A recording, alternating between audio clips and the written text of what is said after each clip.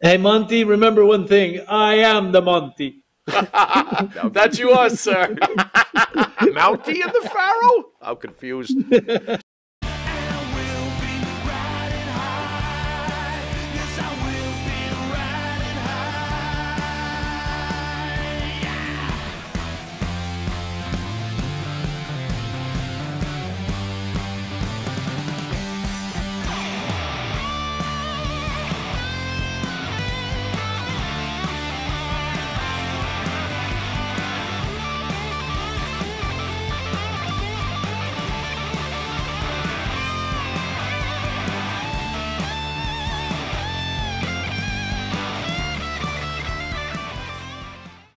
We really have an icon in studio. Oh, yeah.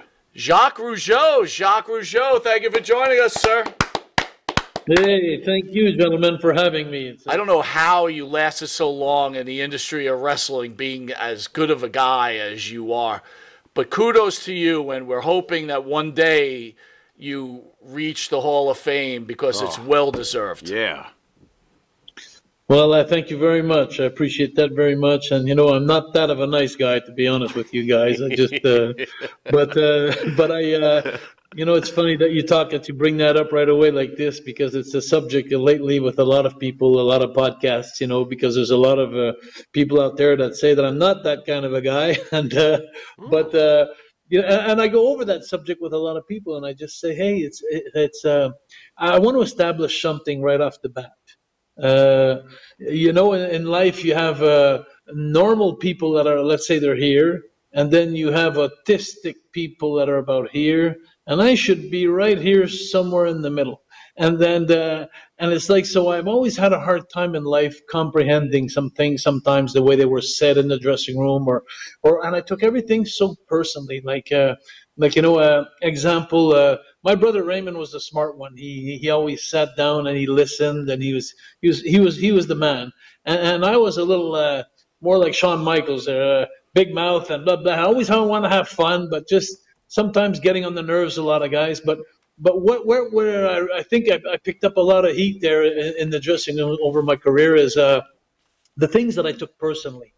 Like, you know, there's factors that people don't know, but and if you listen to I'm thinking this guy here will come back to me anyway. He used to be a manager and the Brother Love there. What's his name? Bruce Pritchard. He made a 1 hour podcast on me a couple of weeks back, and I wasn't even there. He talked about me for about an hour, and about the French Canadian people. And then if you have a chance to look at that, you'll see a little bit of the animosity that I picked up in the dressing room, because I hated when the boys used to degrade Canada and used to degrade Montreal, because I do a lot of empathy today. I understand them, because a lot of those days they'd come to wrestle in Montreal or Canada, and first of all they'd lose 40% of their money, because, you know, if you make $1,000 in the States, it's worth $1,000. If you make $1,000 in Canada, you go back to $600. So right then, you know, I know when the guys got their booking sheet in the dressing room, they'd look over the town. Okay, I'm in Vegas, I'm in Pittsburgh. Oh no, I'm in goddamn Canada. Like, you know, and it was like, and plus there was the problem too of, let's face it, let's tell the truth as it is. There was a lot of drugs in those days, whether it was pill or steroids or whatever. So they couldn't cross the border with that. So they had to get rid of it. and all these factors also, that we spoke French, you know, and it was hard for them too, like, you know, because they didn't understand what we were saying, and a lot of the boys, you know, thought that maybe we were talking against them, but it was just easier for us to speak French. You're talking about Dino Bravo, Martel, me and Raymond, and every time the boys would go ahead and say, I'm going to the goddamn Montreal, or I'm going to this, I wouldn't be smart enough. I'd turn around and say, yeah, hey, what about the goddamn United States, you know, and you know, and I'd defend my home and that, and I had I had an easy talk there. I wouldn't hold back on nothing, which I should have. So, but the funniest thing now that I realize is, you know, through my wrestling academy that I'm doing now, the biggest contest on the globe right now, and I have all these guys. If you go on wrestling-academy.ca, you'll see all on this website, all the guys that I used to be with. I'm talking about Undertaker, Brett, Flair, you name them all. They all did a little video for my contest, and I feel like these guys like me. So it wasn't the kind of heat that I was never mean to anybody. I never tried to take anybody's job or nothing. But I should have learned to be more diplomat, when I was younger. And but it's never too late to be a better person. So I just wanted to clear that up. That I'm happy today. I see all the guys in Comic Cons everywhere, and everybody's pretty much nice to me. And I'm more quiet, so I have more friends. There you go. Well, you mentioned your wrestling academy. Why don't you tell us about your wrestling academy? There was a reality show, actually. It was for singing in Quebec, and and they would bring in like some amateur singers from pretty much everywhere, and every week they would eliminate some the less better ones, and they would keep the better ones, and at the end the big winner would sing at the Molson Center when 20,000 people with Celine Dion, and so that was their prize. And one day I was during the pandemic, I was doing my podcast with my son and the Rougeau podcast, and I had all kinds of guests, and I had this girl she was the winner of the Star Academy, and there was that singing contest, and so she started explaining how it went and how it was exciting and this, and the people were voting and stuff like that. And then after the podcast, I looked at my girlfriend and I said, "Wow." I said, "Wouldn't that be fun if we did something like that with wrestling? Like a wrestling academy." So I turned around and I started sending invitations through Canada, and it was the first time that all the provinces have worked together, because every province has their own federation. There's small federations, and so I got everybody on board from East Coast to West Coast, and we started doing a wrestling academy, 4 shows. Where and it's only 4 shows, so you have the quarterfinals, another quarterfinals, and semifinals, and the finals, and I had to think of something to draw them in. So I found some sponsors last year, and we had 4 sponsors of $5,000. So 4 winners, 3 men and 1 woman, and to have $5,000 each. And then I said to myself, we need to give a little more incentive, like something to draw them in. So it just so happened that I send out a hello to QT Marshall at the Nightmare Factory in Atlanta, Georgia, and not knowing that. And my idea was like, I'm going to rent a car with my 4 winners from Montreal, and it's a 20-hour drive, and I'm going to drive there with a van and bring my 4 winners. And I asked QT Marshall, I said, would you mind if I take my 4 winners and I bring them to the Nightmare Factory, and you judge them like for a whole day?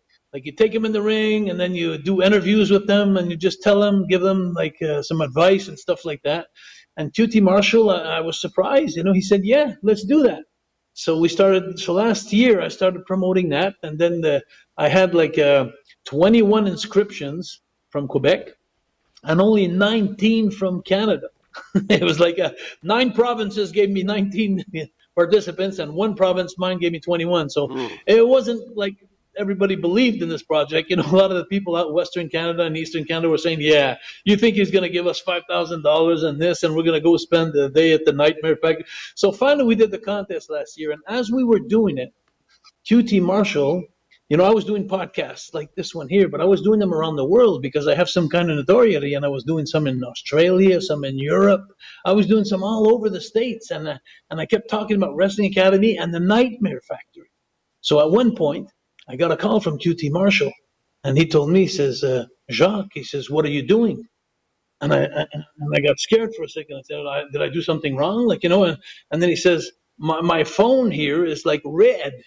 He says, people are calling from all over for the Nightmare Factory to see, first of all, is it true that you're working with Jacques Rougeau in Montreal? Because he's using your name. And then is it true that you're going to take the winners to spend the day there? And I had lovers that called in. I had haters that called in. Everybody was checking to see if it's true. So he told me, he said, Jacques, he says, you're talking so much about the Nightmare Factory. He says, this is interesting. He says, why don't, instead of they come in for 1 day, why don't they come in for 1 week? So I said, wow, 1 week. So I put that on my group chat. All my participants said, hey guys, I got good news. I said, my 4 winners this year are going to go spend 1 week at the Nightmare Factory. So they were all excited and stuff. So 4 more months goes by before the competition, and QT Marshall, he sends me another promo. And because I asked him for an update, because I said, there's a lot of haters trying to destroy this project. I said, can you just reinforce it, please, by saying that my winners are really going to spend a week there? So he says, I'll do that later today. So I go on this podcast in Montreal, Nick Podcast, and it's a podcast here in Montreal. So he sends me the video, and my girlfriend's right beside me. So I'm going on this podcast about wrestling, and I said, hey, I got a promo I'd like to show from QT Marshall in Atlanta, just to prove you that this is true, that I spend a week. So he goes like this. He says, well, ladies and gentlemen, up in Montreal, I just want to say you heard it from the horse's mouth that the 4 winners of Jacques Rougeau's Wrestling Academy are going to come and spend 3 months at the Nightmare Factory. And I went like, I looked at my girlfriend. I said, did you hear this? He said 3 months. So I couldn't believe it. So I freaked out. So then it's almost like we became QT Marshall's pet project in Canada. So I put that in the group chat, and then it started. So then I really had some haters and people saying, because I announced it, like, hey, my winners are going to go 3 months. And, so then I put the video on, and then it started really growing. And it was so funny because all this happened.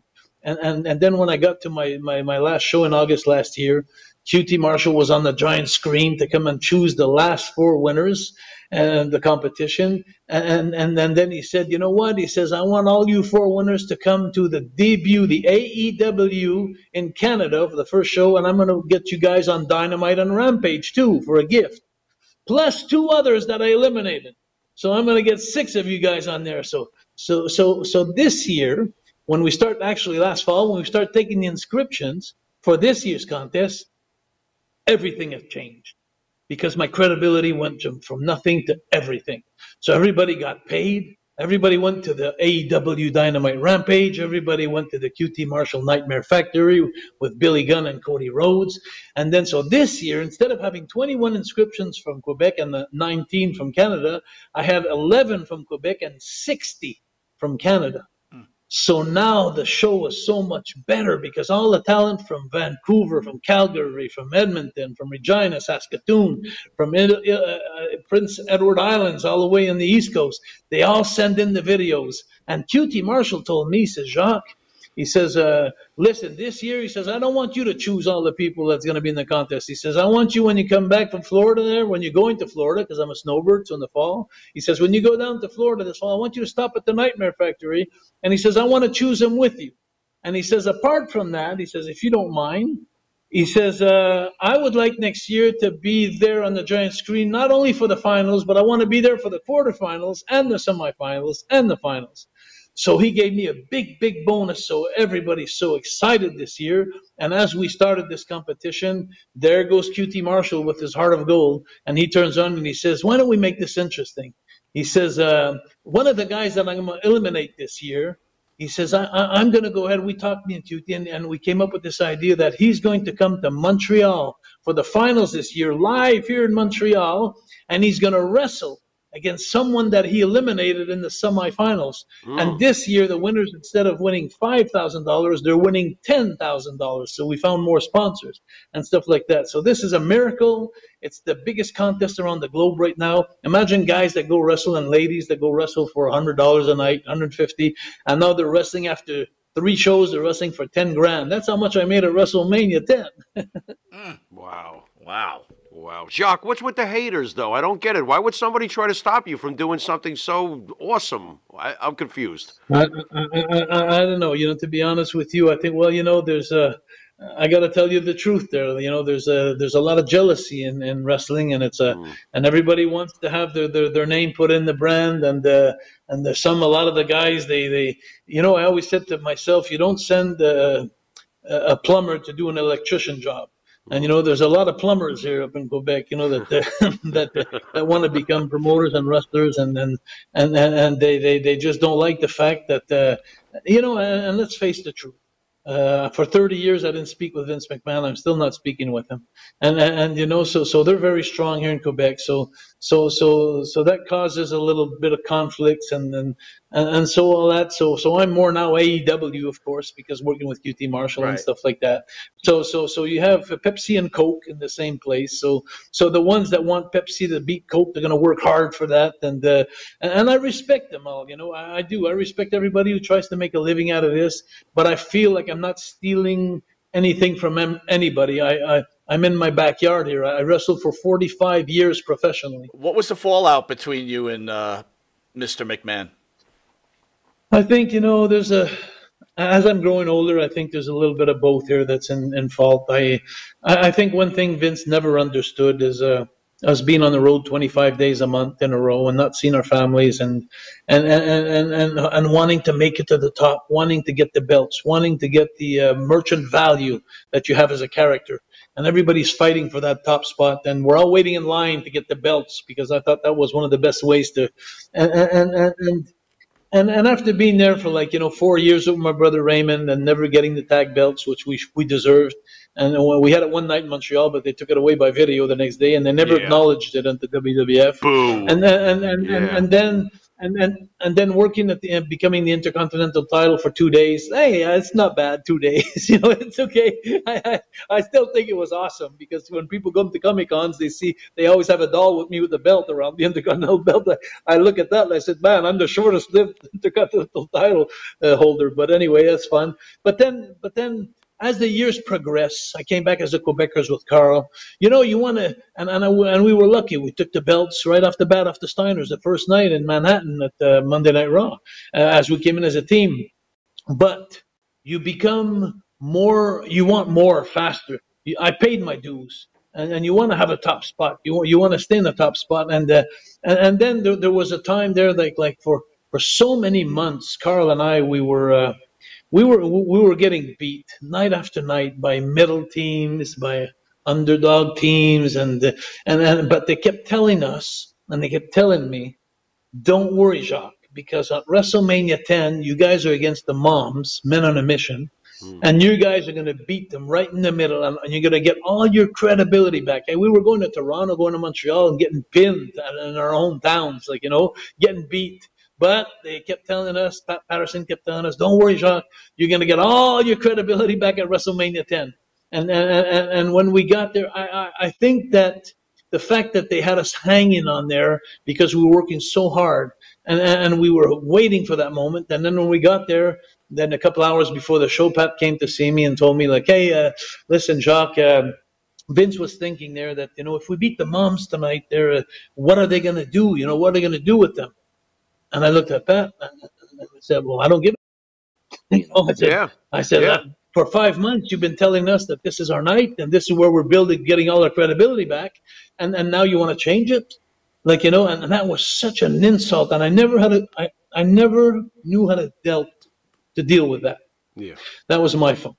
I was immature probably. And so I had this grudge inside of me. I felt like I was used. And I felt, and all the good things that he did for me, because he did plenty of good things for me, they seemed to all disappear because it was a hard time those times. So after that, then I just got my retirement match and finished my bookings with him, and I finished off, and I went to WCW and then came back one time, but it never came back. Even when he came back for that short period of time, it was Jim Ross that was there, and Vince was barely talking, and he was probably upset that I went to WCW, and that's okay. But I was upset at him, he was upset at me, and things go on. I think it's a cruel world, the business.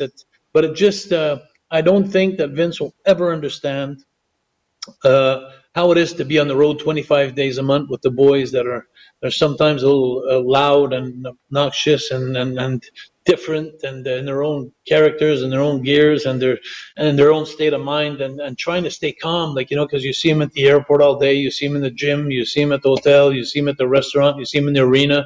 You're married to these guys, day after day, so it becomes hard. And then when so I lost a little bit of probably a little self-control myself too, a lot of patience and stuff like that. I think it's a mix of everything together. If I had to start over some things, maybe I would. Who knows how it is? I'm a little bit more mature today.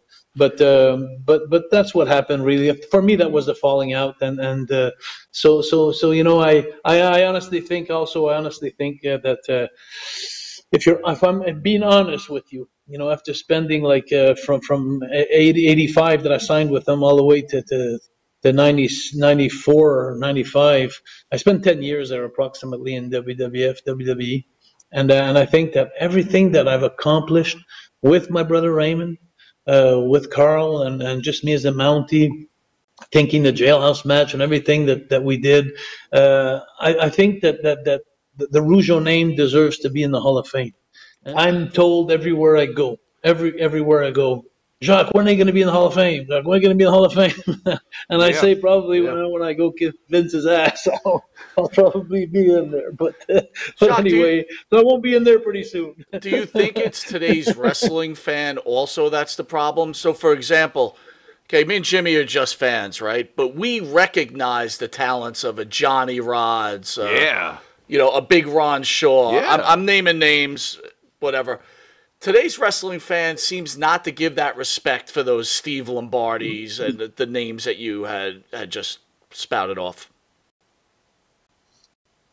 I think it's a matter of perspective. You know, I think that there were so many great talents. You know, I'm even thinking of the Killer Bees. I'm thinking of the Rockers, Marty Jannetty. You know, man, you know, these guys, we rocked the boat. You know, we'd go. There's so many matches that we had, and so many times. Another thing that hurts me personally is that we were on many times. We were on the card. There was A Town, B Town, and C Town. And many times we were with the A Town with Hulk on the main event, and we were so happy. And of course, like, you know, there was like 8 matches, and but believe it or not, that we'd get to the arena there, and on 4th match, Hulk would come out many times. And the last match of the evening would be the Rougeaus and the Hart Foundation. You know, they'd put us on last. And many times in many arenas we finished last because we had such great matches. We had people on their feet, and you know, so just all those things that they did, you know, and that I was put in positions that I think I fulfilled. I honestly do. I don't know. I don't know what to say except maybe one day. I know that Hulk did a nice video last fall. Yep. And I couldn't believe it. I saw the video where Hulk says, "I got a good feeling the Rougeaus are going to be in the Hall of Fame." I honestly really think it's coming. You just brought up some of your iconic matches with the Rockers. Quick question for you. At the time you were working with them, we've had Marty in studio many times. Who was the better wrestler in your mind at that point? Jannetty or Michaels? Two great wrestlers. One. It's a little bit like Raymond and I. You know, like Raymond and I. You know, we can't compare who was the best. We were just complementary to each other. You know, like Shawn Michaels, charismatic. You know, the really good-looking guy. You know, the girls really high-flying backflips off the top rope and stuff. And Marty, what a ground wrestler, like my brother Raymond. You know, you can have the best house on the hill, the most beautiful house on the hill, but if you don't have a good foundation, you don't have a good house. It's going to fall apart. And so Marty, for me, was such a pleasure to work with him too. Like, you know, night after night working, going around the world with these guys and having 20, 25-minute matches, 30-minute matches, marathon matches for an hour. And we did a whole week of marathon matches. And even one day we were in Europe and there's 6 hours different. So we had a marathon match in the afternoon at 1 o'clock. We took a 6-hour flight and we had a 7 o'clock in Philadelphia, another marathon match, another hour match, 2 in one day. You could only do that with great workers. And so if you ask me who was the best wrestler between the both, they were both extraordinary. So let's talk about when you did win the Intercontinental title, which I was so thrilled. Bret Hart bores me to tears. Thank you, Mountie. Anyway, only 2 days you hold it, and they did it under the guise that, well, Bret had the flu? How did that make you feel? And couldn't they find some other better way to put you over? What is that? You know, to be honest with you, when I look back at it, you know, I appreciate that Vince, you know, took me to make the title change because now, you know, like I said, everywhere I go, people look at me and it's funny because I'm the worst, but everybody looks at me and say, "Oh man, you're the greatest Intercontinental champion of all times." You know, and I have a lot of my fans that say that. Those 48 hours were killer. And I say, I hope you didn't blink your eyes. But anyway, so it's like, but taking it from Brett, I was so happy when they announced it to me, but then I was so disappointed when he went into the ring and he said he had 104-degree fever and that the doctor told him that he shouldn't wrestle and that he's going to wrestle anyway. So I guess I beat a sick man. Brett But it's okay. But that's the way it was. At least I got to tell you guys this story real fast. What was fun about it is when I had the belt that night. It was about 11 o'clock. I got back in the dressing room and I called this reporter in Montreal, a friend of mine. He's about like 60 years old. He goes to bed at 8 o'clock, 7 at night. And so I called him up and I said, I told him, I said, hey, listen, I said, would you mind? I said, I'm going to send you a picture today. To Andre Rousseau was his name. I said, Andre, I said, do you mind if I? He says, Jacques, it's like 10 o'clock or 11 o'clock. I'm sleeping. I said, yeah. I said, he says, call me, not tomorrow. I'm doing hockey. I'm doing this. No. I said, no. He says, call me in a couple of days. I said, no, I can't. I said, you have to put the picture in tomorrow or the next day. Because I knew that I was going to lose it, but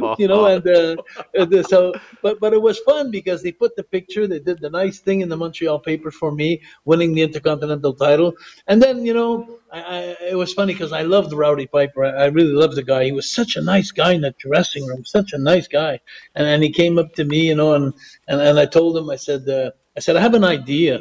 I said, would you mind if I'd like to suggest something? He says, go ahead, brother, go ahead. And he was taking the title from me. And I said, anyway, I said, listen, I said, I'd like for you to wear this vest under your shirt that says anti-shock on it, So I'll do a finish there where I shock you with the stick. And and you take the bump, and I turn around and I go, I am the Mountie. And then I turn back around, and he's right back in my face, and boom, and bing, and bang, but people really like that anti-shock shirt thing, but he went right with it. I don't think you should be too surprised at the fact to this day the Intercontinental title win means so much to the people who tell you how much it means to them, because you won the title when it actually counted for something. It's almost like when Stan Stasiak held the belt for 9 days in the early 70s, but the title counted. So I think that's why people still adore you to this day.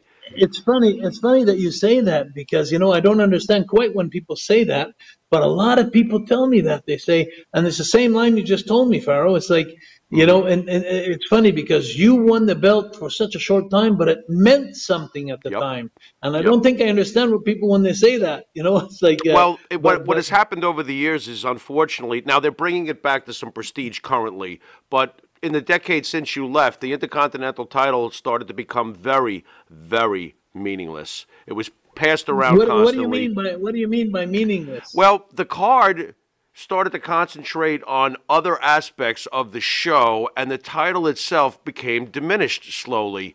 It's hard to explain unless you witnessed it over the years, but it also happened to other titles. Basically, but a lot of people say what you said there, and and I don't quite understand, but I guess you have some point there. You got a point that's right because, like I said, the people come to see me for signatures and Comic-Cons and stuff like that, and everything I have the title on the pictures. Everybody come to see me. You're sitting at home. You're watching the NHL Network, watching classic Quebec Nordique games.